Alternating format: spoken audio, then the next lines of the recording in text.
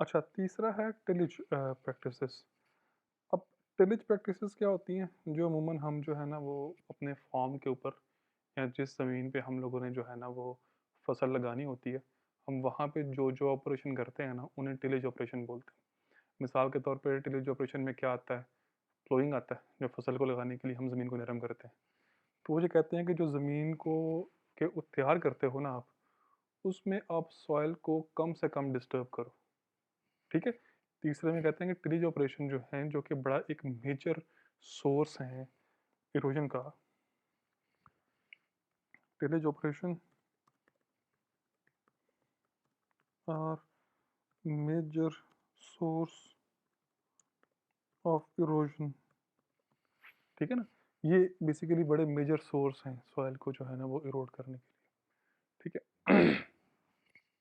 सही हो गया? अच्छा, अब वो कहते हैं कि इनको जो है ना आपने कम से कम रखना है, आपने मतलब कि सॉइल को कम से कम जो है ना डिस्टर्ब करना है। भाई हमें टिलेज ऑपरेशन में सॉइल को डिस्टर्ब करने की ज़रूरत क्यों पड़ती है? इसलिए पड़ती है कि जब तक हम सॉइल को नरम नहीं करेंगे, उस टाइम तक उस सॉइल के अंदर से फसल जो है या सीड जो है वो उग नहीं सकता। ठीक है? मैंने क्या बोला है कि as long as we will not prepare the soil,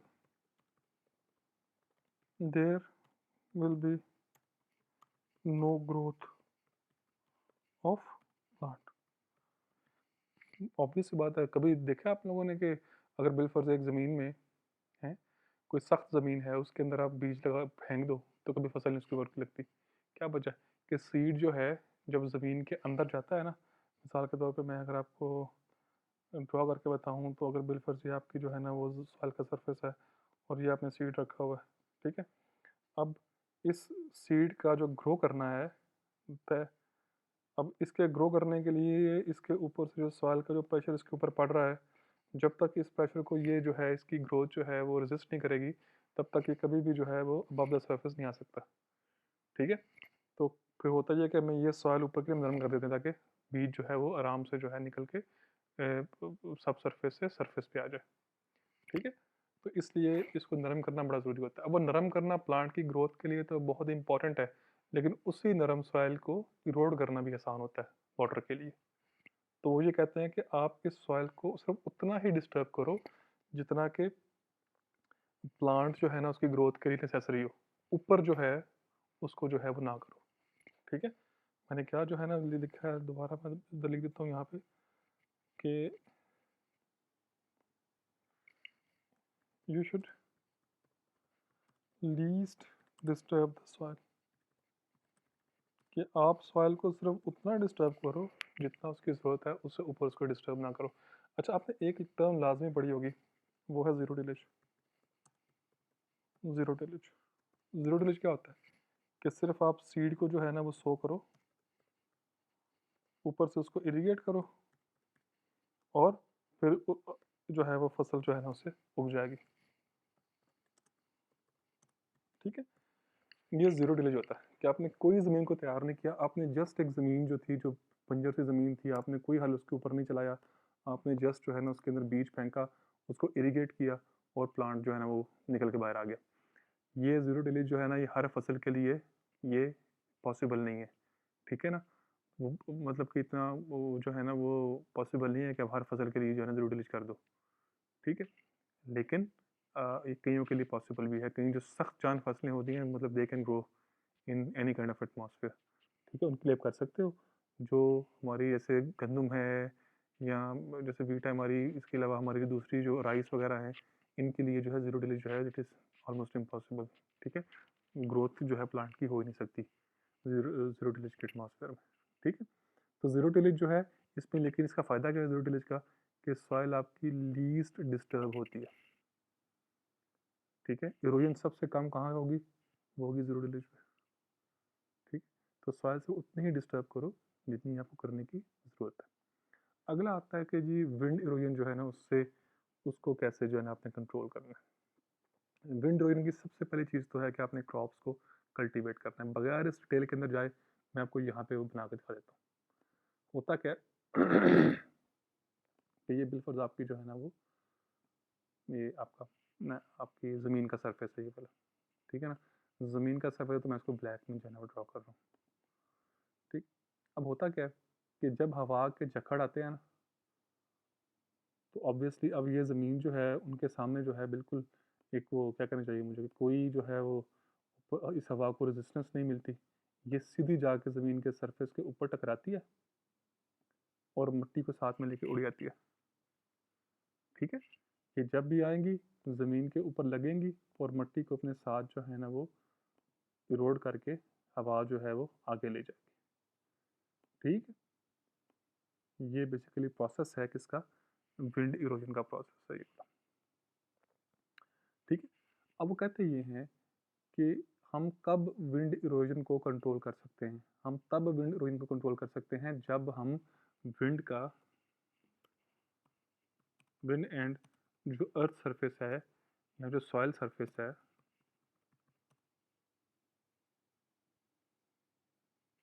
do not interact directly, कि जब हवा जो है वो ज़मीन के साथ डायरेक्टली कांटेक्ट नहीं करेगी ना, उस टाइम जो है वो आपकी विंड जो है वो इरोड नहीं करेगी। मतलब आपने देखो इस टाइम जो विंड की फोर्स है वो ज़मीन के ऊपर जो लग रही है वो क्या है, वो ज़्यादा है। अगर आप इसी तरह की ज़मीन जो है वो आपकी हो और उसके ऊपर आप कुछ ना कुछ जो है ना वो ग्रोथ, जो उसके ऊपर कुछ ना कुछ आप प्लांटेशन जो है ना वो कर दो, बिल्फर्स या आपने कुछ दरख्त लगा दिए हैं इसके ऊपर,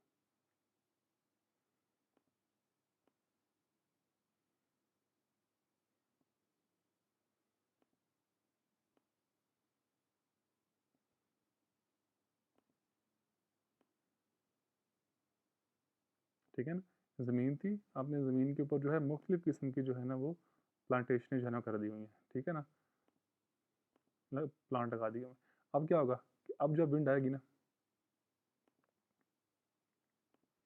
अब विंड जो है ना वो डायरेक्टली ज़मीन के साथ कांटेक्ट नहीं कर सकते, सही है। वो उसका पहले कांटेक्ट होगा किसके साथ, दरख्तों के साथ कांटेक्ट होगा,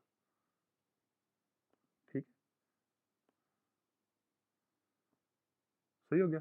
अब ये जो डायरेक्ट कांटेक्ट पहले हो रहा है ट्रीज के साथ, अब जब वो ज़मीन के ऊपर आके थोड़ी बहुत हवा जो पड़ेगी भी, उसका भी जो है ना वो कोई इतनी ज़्यादा फोर्स जो है ना वो होगी नहीं। मिसाल के तौर पर जी ये इधर लगी है हवा, अब इसने जाके ज़मीन से कोई थोड़ा बहुत कांटेक्ट किया भी है तो उसकी फोर्स इतनी ज़्यादा है ही नहीं, ठीक है ना।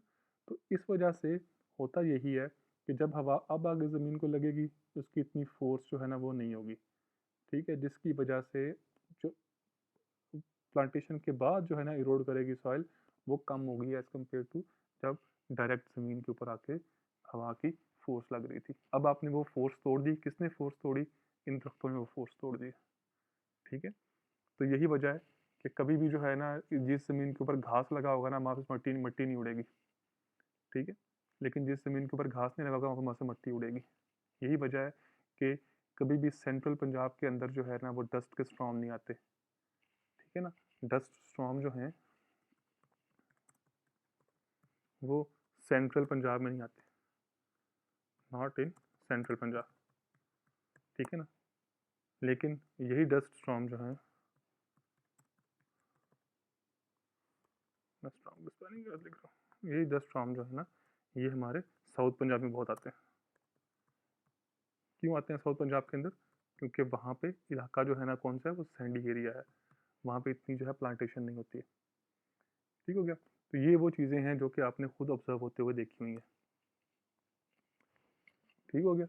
तो आपने पहली चीज़ क्या करनी है, आपने क्रॉप्स को जो है ना कल्टीवेट करना है ताकि वो ज़मीन के ऊपर जो है हवा की डायरेक्ट फोर्स लगने ना दें। दूसरा दूसरा ये कहते हैं कि आप अपना जो अब सरफेस है ना उसका जो लिखा हुआ है प्राइमरी एंड सेकेंडरी टिलेज, वो क्या है कि आप अपना जो है ना वो जो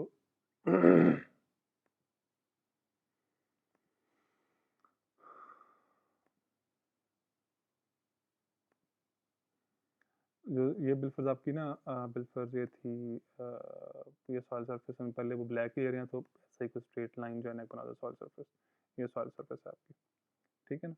अब ये कहते हैं कि बिलफर्ज आपके सॉइल के ऊपर ना कोई फसल लगी हुई थी पहले, हम फसल लगा देते हैं बिलफर्ज,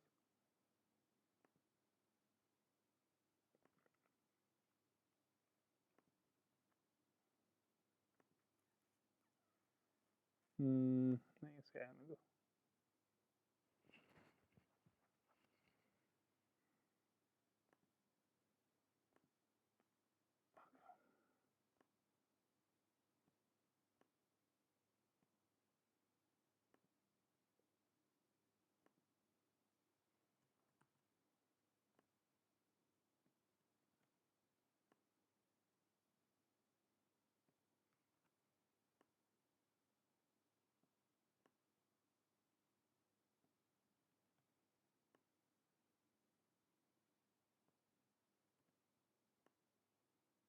ये आ गया, ठीक है ना। अब ये सॉइल थी, सॉइल के ऊपर आपने जो है ना वो प्लांट्स लगाए हुए हैं हर फसल लगा दी आपने। अब कहता है ये कि जब मैं फसल को अब जैसे बिल्कुल ये कॉर्न है इसके ऊपर लगी, मैं मिसाल देता हूँ, ये मेज़ लगी हुई है इसके ऊपर, ये हमारी सॉइल है, इसके ऊपर जो है ना वो हमने मेज़ लगाई हुई है बिल्कुल, ये मेज़ की क्रॉप है, ठीक है ना। अब ये कहता है कि जब आप ये क्रॉप आपने इसका जो फल है आपने वो तो तोड़ लेना, जारी बात है, ठीक है ना। आपने उसका जो है ना वो जो सट्टा है कॉर्न का वो तो भी निकाल देना है आपने। बाकी क्या होगा कि उसका बूटा वहीं खड़ा रहेगा। आप उस बूटे को जो है वो क्या करो कि इस सॉइल को उससे कवर कर दो, ठीक है ना।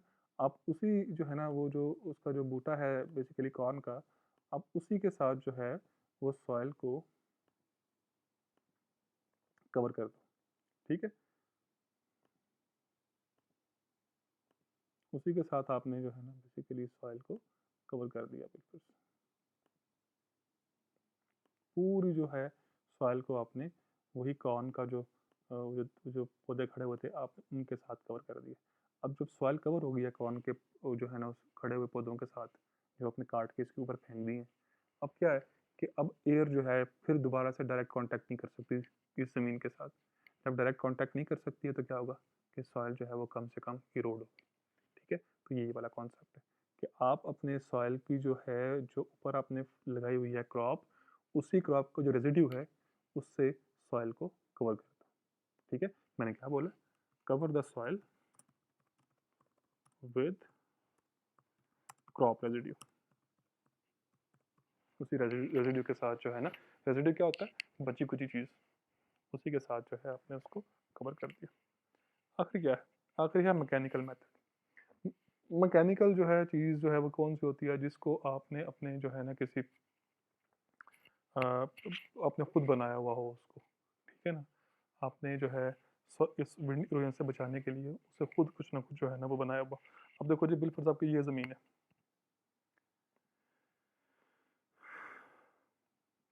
क्या ठीक है ना। अब क्या कहता है कि ज़मीन के जो है ना आप आस पास चारों तरफ जो है क्या करो,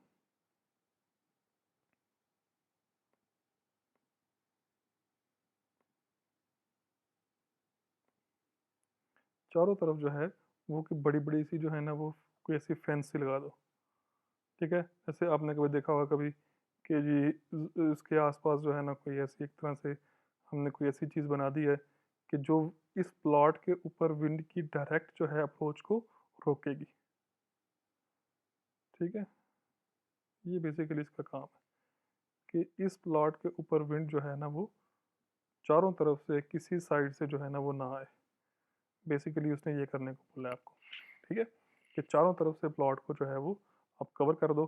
किससे कवर कर सकते हो आप कर सकते हो रॉक से, कर सकते हो ग्रेबल से, कर सकते हो, ठीक है ना। ये बुश मैटिंग उसने लिखी हुई है, आप इससे कर सकते हो। मतलब कोई भी ऐसी चीज़, इवन कोई कोई ऐसी जो है ना वो सेमी परमिएबल या इम्परमिएबल मेम्ब्रेन है आपकी, आप उससे जो है ना वो बेसिकली कोई चीज़ आप उससे भी कर सकते हो कि आसपास जो है कोई ऐसी मेम्ब्रेन से लगा दो कि जो हवा को जो है डायरेक्टली फील्ड के ऊपर आने ना दे, सही है। मतलब आपने अगर मैं बड़ी रूड लैंग्वेज में, क्रूड लैंग्वेज में बात करूँ तो आपने अपनी ज़मीन के आसपास दीवारें खड़ी कर दी हैं आपने, ठीक है ना। आपने अपने प्लॉट के आसपास दीवारें खड़ी कर दी, सस्ती दीवारें खड़ी कर दी हैं, ताकि हवा जो है वो डायरेक्ट आपकी सॉइल के ऊपर जो है वो आके ना उसका कांटेक्ट हो, ठीक है। तो ये भी आपका जो है ना वो एक ऑप्शन है विंड को जो है उसकी इरोजन से बचने का। तो हमने 3 मेथड पढ़े अपनी जो है वो उसको उसको कंट्रोल करने के लिए, वाटर की इरोजन को कंट्रोल करने के लिए उसमें पहला कंट्रोलिंग था, फिर स्ट्रिप क्रॉपिंग थी, फिर टिलेज ऑफ प्रैक्टिसेस थी, और ऐसे ही हमने 3 जो है पढ़े विंड इरोजन कंट्रोल करने के लिए। उसमें कौन सा था, क्रॉप को कल्टीवेशन करना था, सेकेंडरी एंड प्राइमरी टिलेज थी और फिर मैकेनिकल मेथड थे। तो ये बेसिकली 6 जो हैं ये यूज़्ड होने वाले मेथड हैं मकामी तौर पे। तो आपने इनको जो है वो ज़हन में रखना है, ठीक है? हमें अगर इंशाल्लाह एग्ज़ाम के से पहले जब अब लॉकडाउन ख़त्म होगा तो हमें अगर चांस मिला तो obviously we will go and see these practices being done in the field, or some of them are already uh, taking place in the field जो हमारी पारस में है, तो वहाँ जाके हम इनको जो है वो ऑब्जर्व भी करेंगे। So if you have any question, अगर कोई सवाल हो तो काइंडली सीआर के थ्रू मुझसे पूछ लेना, या हम एक छोटा सा लाइव सेशन जो है रखेंगे सवाल और जवाब के लिए नेक्स्ट वीक में, किसी टाइम मैं आपके सीआर को बोल दूंगा। तो जो 2 प्रैक्टिकल हमने आखिरी किए हैं, आप लोगों ने उनका जो बारे में कोई सवाल हो तो आपने जो है वो मुझसे पूछ लेना। तो I wish you all the best. इसके साथ हमारा प्रैक्टिकल वाला कोर्स जो है वो ख़त्म हो गया हुआ है, ठीक है? तो अब जो है ना अपने सातों के सातों प्रैक्टिकली आपके आपने इसको तैयार करना है, ठीक है? और हम एग्ज़ाम में जो है इंशाल्लाह आपको इन्हीं में से जो है वो आपसे सवाल करेंगे इंशाल्लाह। तो कोई सवाल हो अपने सीआर को बोलना है, और सीआर मतलब अगर नहीं भी कोई सवाल है तो फिर भी हम एक लाइव सेशन जो है रखेंगे अपना नेक्स्ट वीक में, किसी टाइम मैं सीआर से पूछ लूँगा जूम वगैरह के ऊपर या स्काइप वगैरह के ऊपर, जहाँ पर भी आप चाहोगे तो हम वहाँ पे एक लाइव सेशन जो है कर लेंगे, जिसमें आपके कोई सवाल जवाब होंगे तो हम वो जो है डिस्कस करेंगे। तो I wish you guys all the best, stay safe, stay home बेटा, ऑल ऑल द बेस्ट।